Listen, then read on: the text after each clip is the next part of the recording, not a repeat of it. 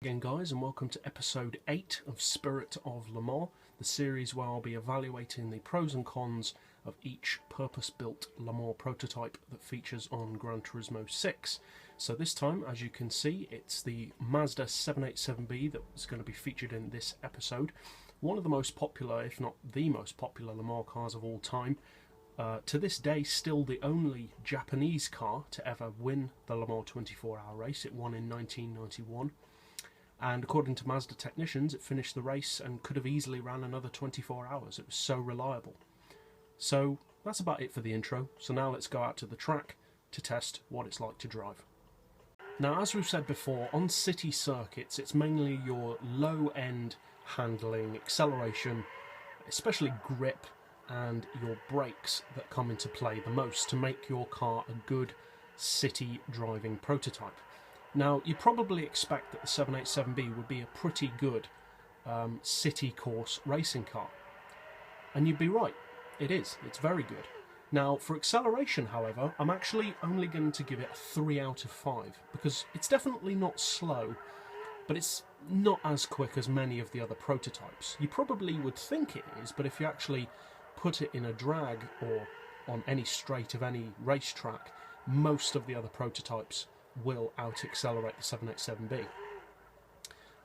As far as top end, we'll talk more about that later, but I'm only going to give that a 4, because the top end, it's not bad for its power, but again, it's not the best of the prototypes. For handling, however, I'm going to give it a strong 5 for low-end handling. It handles really, really well. Obviously it can be skittish like any prototype, but overall it has very, very good handling. And for city tracks, I'm going to give it a 5 out of 5. It's a brilliant car for racing on city tracks. There's hardly any lag whatsoever. It's got a very rev-happy engine, very sharp handling, sharp brakes, and the turn-in is very good. So overall, yeah, it's a great city car. So now let's go over to our moderate speed test track at Ascari. Now, as we've mentioned before, on mid-range performance tracks such as Ascari, your mid-range power, mid-range handling, and overall mid-range performance comes into play more. So, as we already mentioned, the 787B is one of the lesser powered prototypes. So, does it fall behind on a track like this because of its lack of straight-line performance compared to its opposition? Well, no, it doesn't. Because although, yes, it does have less power, it does have slower top speed, and the acceleration isn't quite as quick mid-range, it still has very, very good handling, very good brakes, and very, very good drivability. Now, for mid-range handling, I'm going to give it, again, a 5 out of 5, because it handles really, really well. The 787B does have a little bit of snap oversteer that can happen sometimes, but it's not that hard to counter it. Just regulate how much throttle you use coming out of corners, and that problem rarely occurs. And it's nothing that a bit of camber can't sort out either. But overall, it's a very, very good mid-range technical track car.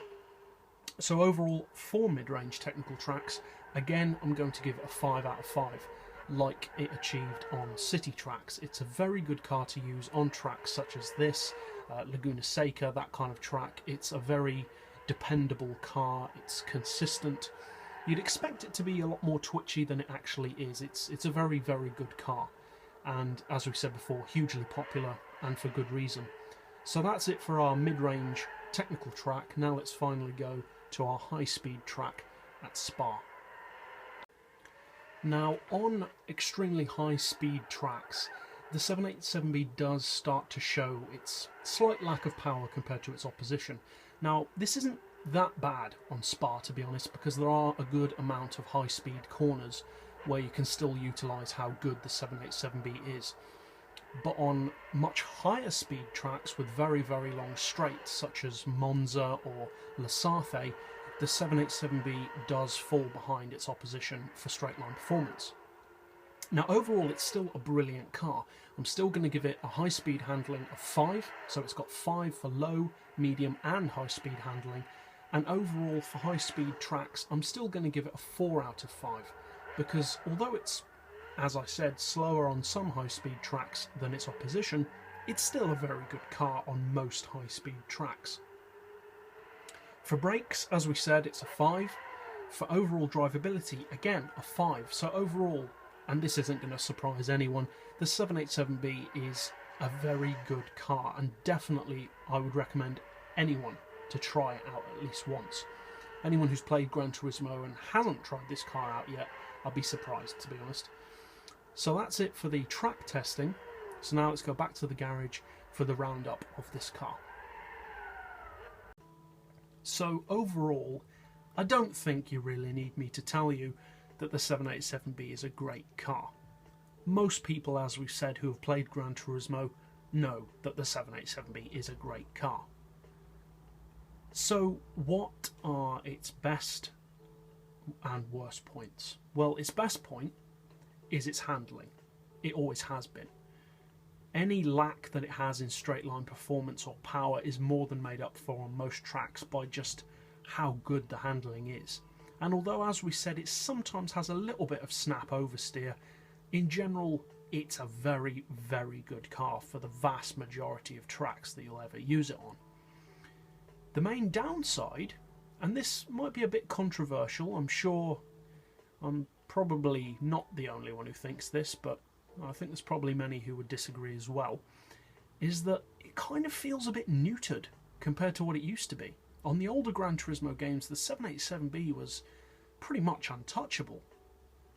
And what most people would have considered to be its downside was actually the reason why it was so good, and that was how mad it was. The handling was really twitchy, the engine was crazy loud, it had brutal acceleration, and it was just a mad car all round. But that was why it was so good.